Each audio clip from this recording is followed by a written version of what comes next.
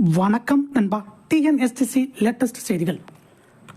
போக்குவரத்து கழகங்களின் ரூபாய் 22 கோடி நிலுவையால் ஊழியர்களுக்கு கடன் வழங்க முடியாமல் சிரமத்தை சந்திக்கும் கூட்டுறவு சங்கம் பணத்தை பெறுவதற்கான சட்டப்பூர்வ நடவடிக்கையை துரிதப்படுத்த முடிவு.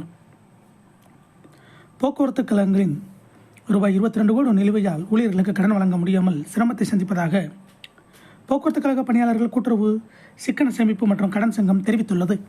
சென்னை மாநகர போக்குவரத்து கழகம், விழுப்புரம் போக்குவரத்து கழகம் மற்றும் அரசு விரைவு போக்குவரத்து கழகம் உள்ளிட்ட கழகங்களை சார்ந்த பணியாளர்கள் சென்னையில் உள்ள பணியாளர்கள் கடன் சங்கத்தில் உறுப்பினர்களாக உள்ளனர்.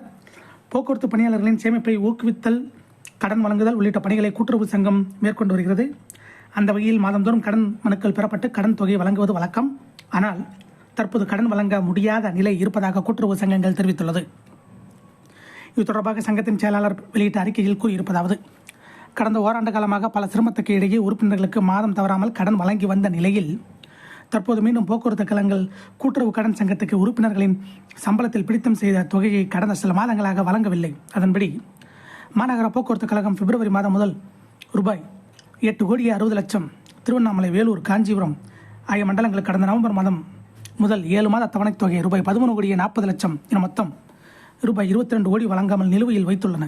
இதனால் அடிப்படை பணிகளான உறுப்பினர்களுக்கு கடன் வழங்குவது, கணக்கு முடிப்பது போன்ற பணிகளிலும் உறுப்பினர்களின் தேவையை பூர்த்தி செய்வதிலும் கூட்டுறவு சங்கம் மிகுந்த சிரமத்துக்குள்ளாகியுள்ளது.